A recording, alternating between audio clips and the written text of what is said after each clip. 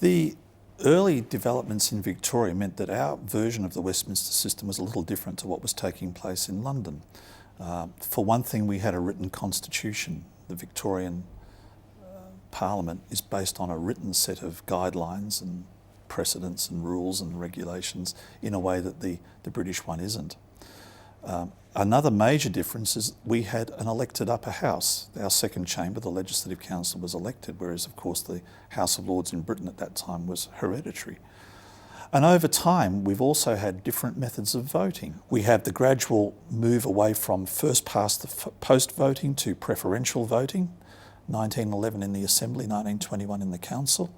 We have, in 1876, the decision is made that voting will only take place on one day, and gradually that's fixed on a Saturday. Before that it was spread over weeks, and before that it used to be spread over months.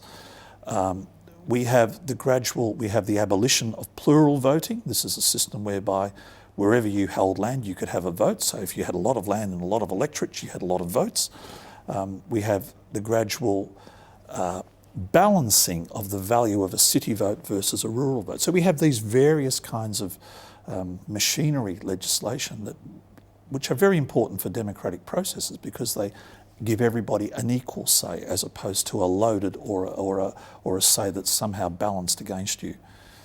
And these kind of evolutionary changes, these developments that reflect our own local circumstances continue.